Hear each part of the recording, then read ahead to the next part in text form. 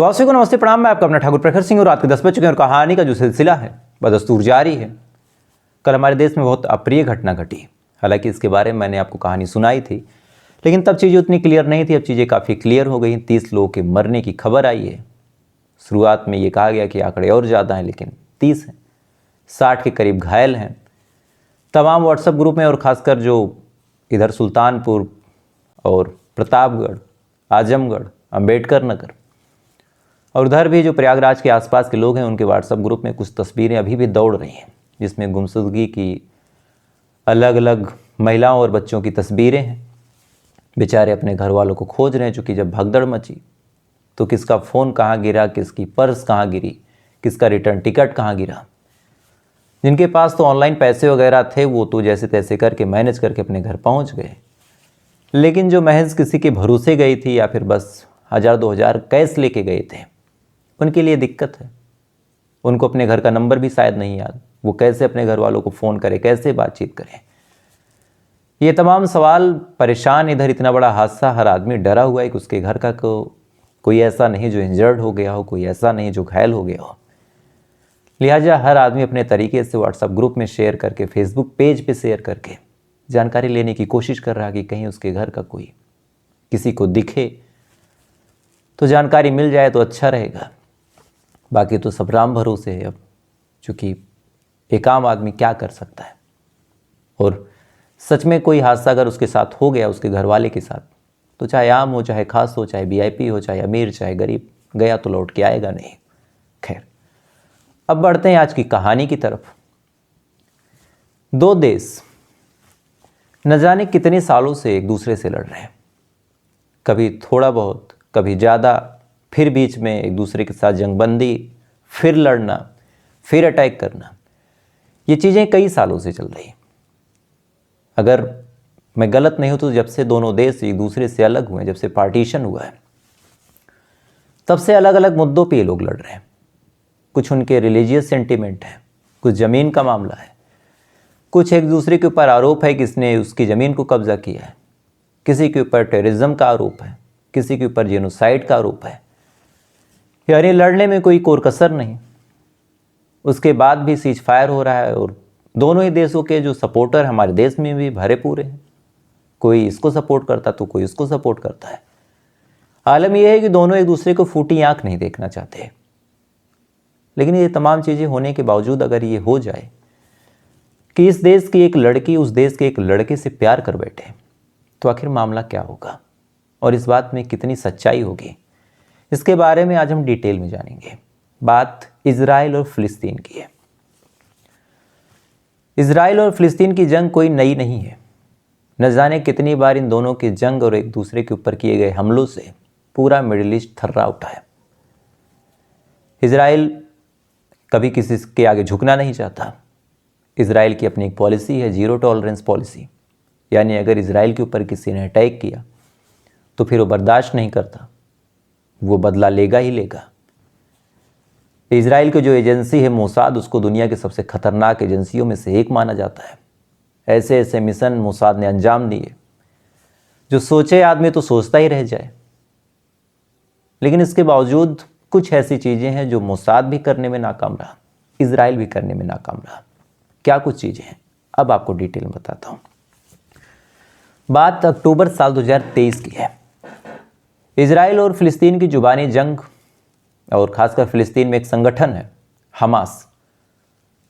कहीं कहीं उसको अल-क़स्म ब्रिगेड भी कहा जाता है, लेकिन हमारे देश में उसको हमास नाम से ज़्यादा जाना जाता है। हमास एक संगठन है जो इस उम्मीद में है, जिसका अपना एक सोच है, उसकी अपनी एक आइडियोलॉजी है कि जो मस्जिद अक्सा है वो फिलिस्तीन के हवाले होनी चाहिए। इधर जो इजराइल है वो उसको कुछ और ही अपने धर्म के हिसाब से मानता है। यानी एक कुछ ऐसा इमारत आप मान लीजिए जिस पे दो धर्म है और दोनों का अपने एक अकीदा है, लेकिन वो अभी इजराइलियों के पास है, यानी यहूदियों के पास। अब इस वजह से जो हमास है उसको आज़ाद करवाने की कोशिश करता रहता है। इधर छोटी मोटी जो झड़प है वो बाउंड्री पे होती भी रहती हैं। लेकिन अगर मैं गलत नहीं हूँ तो 7 अक्टूबर साल 2023 को हमास अटैक कर देता है इजराइल के ऊपर।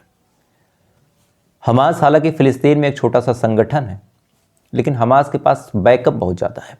बैकअप का मतलब पैसे से, हथियार से, क्योंकि फ़िलिस्तीन में कोई सरकार नहीं है। अगर आप ये सोचें कि फ़िलिस्तीन का भी कोई प्रधानमंत्री होगा, कोई राष्ट्रपति होगा, कोई मेंबर ऑफ पार्लियामेंट होगा, तो ऐसा कुछ नहीं है।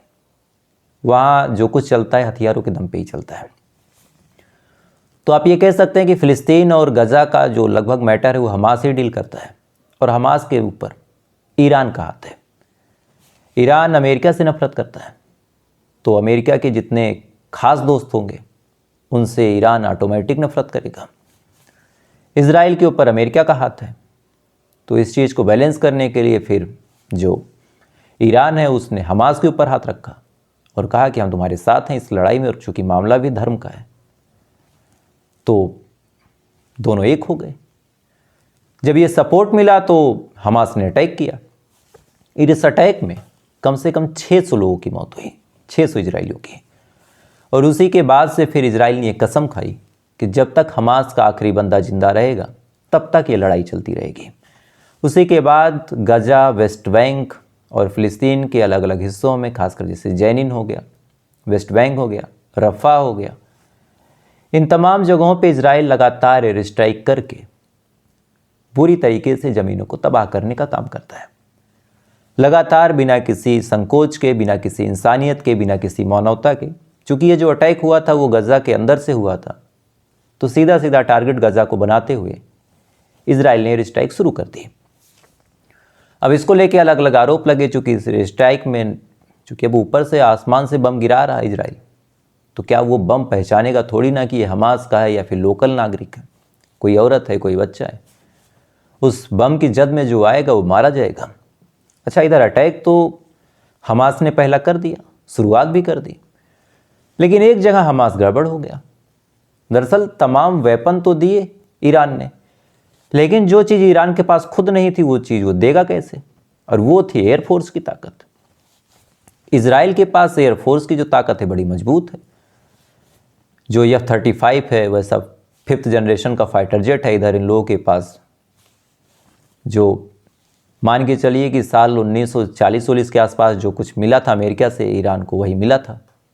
तो ऐसे हाल में एयरफोर्स में बड़े पीछे हो गए और फिर तबाही का कार्यक्रम इजराइल शुरू करता है। लगातार अटैक करता है, लगातार मिसाइलें गिराता है। हमास भी फिर इधर से अटैक करना शुरू करता है, लगातार मिसाइलें, लगातार बम गिराना, इधर फिर घुस के हमला करना दोनों देशों में चलने लगा। इधर चूंकि मामला थोड़ा सा धार्मिक हो गया तो एक देश है लेबनान वहीं बगल में, वो भी बीच में कूदता है। लेबनान में एक संगठन है, वो भी ईरान का प्रॉक्सी है, उसका नाम है हिजबुल्ला।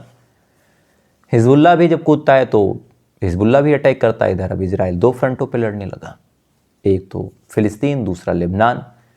इसी बीच ईरान ने भी एयर स्ट्राइक कर दी, चूँकि उसके पीछे घटना घटी थी। ईरान के जो सुप्रीम लीडर हैं आयतुल्लाह खामनेई का एक रिलेटिव जो कि हमास के संगठन में बड़ा ऊंचा ओहदा रखता था, हसन नसरल्लाह को एयर स्ट्राइक करके इजराइल ने मार दिया था। जैसे एयर स्ट्राइक होती है ईरान बुरी तरह बौखला जाता है, और पूरी दुनिया के जो मुसलमान थे, खासकर जो शिया मुसलमान थे, उनकी आंखों की एक उम्मीद थी कि भाई अब इतना सपोर्ट तो कर रहे हो, बयान भी दे रहे हो कि कब मारोगे, हम तुम्हारे साथ हैं, तो भाई जब उसके एक बड़े लीडर की हत्या हुई है तो तुम भी तो कुछ करो। तो ईरान के ऊपर जब दुनिया के मुसलमानों ने प्रेशर बनाया तब ईरान ने एयर स्ट्राइक कर दी। इस एयर स्ट्राइक में रिपोर्ट्स अलग अलग हैं, कुछ कहते हैं कि इजरायलियों को बड़ा नुकसान हुआ, कुछ कहते हैं कि नहीं हुआ। आप कोई भी एक पहलू मान सकते हैं, चूँकि किसी देश के अंदर क्या नुकसान हुआ, अगर कोई बड़ा नेता नहीं मरा तो खबर निकल के नहीं सामने आएगी।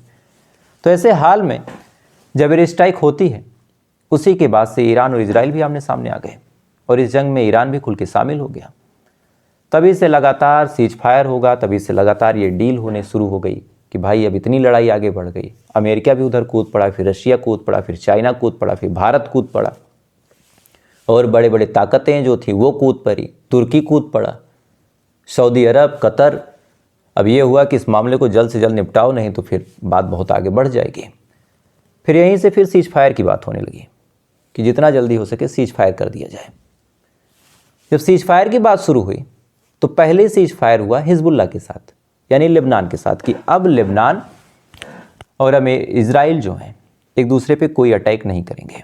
चूँकि इसी दौरान इजराइल के जस्ट बगल एक देश है सीरिया, वहाँ भी तख्ता पलट हो चुका था। अमेरिका से ही पाला पोसा एक संगठन एसटीएस, जिसको कभी अमेरिका ने टेररिज्म करार दे दिया था कि ये टेररिस्ट ऑर्गेनाइजेशन है, वही एसटीएस फिर बाद में अमेरिका के ही सपोर्ट पे, आप अमेरिका की गंदी मानसिकता देखिए कि अपने हिसाब से कैसे यूज करता है, कि वही एसटीएस कभी आतंकवादी संगठन था अमेरिका की नज़र में। वही एसटीएस का जो लीडर है अल जुलानी, कभी वो $1 करोड़ का इनामी आतंकवादी था, ओसामा के लेवल का। बाद में जब अपना उल्लू सीधा करना था तो फिर सीरिया में तख्ता पलट करने के लिए इसी एसटीएस को आगे किया गया। चूँकि सीरिया में ईरान के चाहने वाले ज़्यादा लोग थे, असद वसद जो थे वो आयतुल्लाह खामनेई से उनका बड़ा अच्छा ताल्लुकात था। ऐसे हाल में सीरिया से जो पाइपलाइन जानी थी अमेरिका की, उस पर ईरान का कंट्रोल था। अब ईरान का कंट्रोल हो गया तो अमेरिका चाह रहा था कि ये कंट्रोल कैसे हटे, तब इन्होंने एसटीएस को आगे भेजा और कहा कि जाओ और असद की सरकार गिराओ। अब एसटीएस जब अमेरिका से फंड पाता है तो फिर वो हथियार और तमाम चीज़ें लेके घुसता है। पहले दमिश्क यानी राजधानी पे कब्जा करता है, फिर अलग जगहों पे कब्जा करता है। उसके बाद फिर असद सरकार छोड़ के भाग जाते हैं, देश छोड़ के भाग जाते हैं, वहाँ से इस्तीफ़ा दे देते हैं। और अभी रिपोर्ट है कि वो रशिया में जाके छुपे हैं, जो कि अमेरिका को काउंटर करने के लिए एक ही देश आगे आता है, रशिया, बाकी तो किसी की हैसियत भी नहीं है। तो रशिया में छुपे हैं। इधर यहाँ तक था पलट हुआ, सीरिया पे भी कब्जा करने की कोशिश इजराइल करने लगा। इधर हिजबुल्ला भी लगातार डिस्टर्ब भी कर रहा था। तो ये हुआ कि हिजबुल्ला के साथ सीज फायर हो जाए 60 दिनों का। इसी 26 जनवरी को ये 60 दिन ख़त्म हुए। तो हिजबुल्ला के साथ जब सीज फायर हो गया तो फिर बचा हमास, और असल लड़ाई शुरू हुई थी गज़ा के लिए। तो गज़ा के अंदर लगातार इजराइल अटैक भी करता रहा, लगातार मारपीट भी करता रहा, घर के घर उड़ा दिए, न जाने कितने हॉस्पिटलों को गिरा दिया, न जाने कितने स्कूल पे बम गिराए। रिपोर्ट्स है कि कम से कम 45 से 46 हज़ार फिलिस्तीनियों को मारने का काम ऑफिशियल तौर पे किया था इजराइल ने, यानी सीधा सीधा जीनोसाइड यानी नरसंहार। लगभग 13 से 14 हज़ार बच्चों को मारने का काम किया था। 15 से 16 हज़ार औरतें थी, बुजुर्ग थे, क्योंकि जो असल में हमास के थे वो तो बंकरों में छुप जाते थे, ऊपर जो बचता था वही मारा जाता था। अब ये तमाम चीज़ें जब होने लगी, इधर फिर अमेरिका में इलेक्शन हुआ, ट्रंप की सरकार आई, ट्रंप चुनाव जीतता है। जीतने के बाद ट्रंप एक सीधा फरमान जारी करता है और कहता है कि 20 जनवरी साल 2025 से पहले दोनों देशों के बीच सीज फायर हो जाना चाहिए। अब सीज फायर में फिर दोनों देशों ने अपनी अपनी शर्तें रखी। शर्तें यही थी कि आर्मी ऑपरेशन बंद होंगे, एक दूसरे के ऊपर कोई अटैक नहीं होगा, और एक दूसरे के जितने लोगों को बंधक बनाया गया उनको छोड़ा जाए। तो अभी तक जो रिपोर्ट है कि 1900 फिलिस्तीनियों को इजराइल ने अपने पास कैद कर रखा है और 33 के करीब इजराइलियों को हमास ने अपने पास कैद कर रखा है।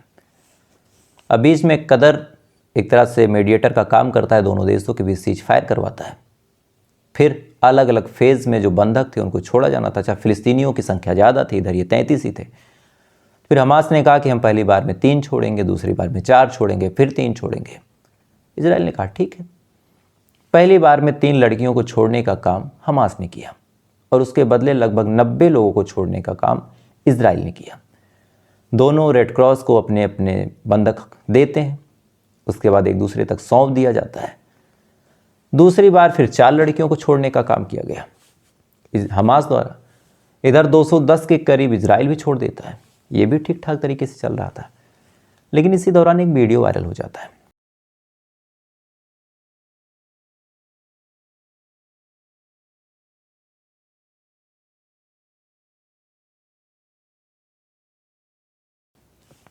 और इस वीडियो को लेके अब ऐसा लग रहा है कि तकरार मच जाएगी।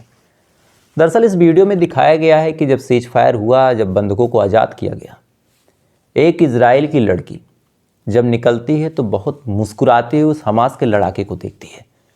अब हमास के उस लड़ाके का जो चेहरा था वो ढका हुआ था। ऐसे हाल में ये भाव तो पता नहीं चल पाया कि भाई वो किस नज़र से देख रहा, क्या नज़र से देख रहा, लेकिन सोशल मीडिया का ज़माना है, वीडियो वायरल हो गया। अब वीडियो जब वायरल हुआ तो उसको लेके अब अलग अलग प्रतिक्रियाएं किसी ने कहा कि ये लड़की उस हमास के लड़के से प्यार करने लगी। अब ये बात जब बोली गई तो फिर उसको काउंटर किया गया। किसी ने कहा कि नहीं, उस लड़के को ड्रग दिया गया। लेकिन जिस हिसाब से बाकी दोनों लड़कियां गुजरी और जिस हिसाब से इस लड़की ने स्माइल कर दी, इसको लेके मिडिल ईस्ट में बड़ी गर्म हवा चल रही है। तमाम लोग यही प्रूव करने पे लगे हैं कि इस लड़की और उस हमास के लड़ाके के बीच कुछ है। आलम यह हुआ इस वीडियो के बाद कि जिस कैदी को छोड़ने का काम इजराइल ने किया था, इजराइल फिर से गजा के अंदर जाता है, उसको फिर से पकड़ के लाता है। यानी इस वीडियो ने इजराइल को इस कदर परेशान किया, क्योंकि सोशल मीडिया पे इतने तरह के तंज चले, ट्विटर पे, अलग अलग जगहों पे, कि लुक हर आइज, कि जिस बंधक को छोड़ने का काम इजराइल ने किया था इस लड़की के बदले, जो मेन था, टॉप लिस्ट में जो था हमास द्वारा दिए गए, उसको पकड़ के लाता है इजराइल। लाने के बाद फिर से उसको टॉर्चर करता है। अच्छा, इजराइल टॉर्चर भी बहुत करता है। कई सारे ऐसे बंधक हैं जो 3-3 महीने में जब उनको छोड़ा गया, वो कुछ दूर पैदल चले, गिर के मर गए। 10-10 लाख लोगों को, ओवर 1 मिलियन पीपल्स को इजराइल ने गजा के पास रोक दिया और कहा कि तुमको अंदर आने का अधिकार नहीं है।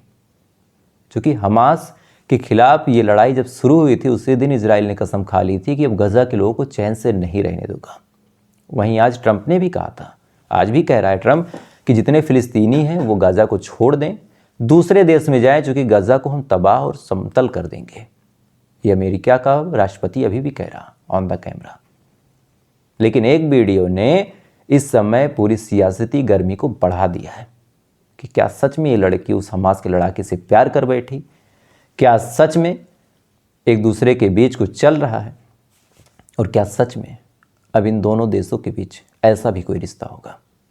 खैर, उम्मीद यही है कि दोनों देश अमन और चैन से रहें, एक दूसरे के साथ लड़े भिड़े नहीं। लेकिन देखते हैं कब तक ये सीज फायर चलता है। खैर, आज की ये पूरी कहानी थी और आपकी क्या राय इस कहानी के बारे में कमेंट करके जरूर बताइएगा। वीडियो अच्छी लगी हो लाइक सब्सक्राइब जरूर कर लीजिएगा।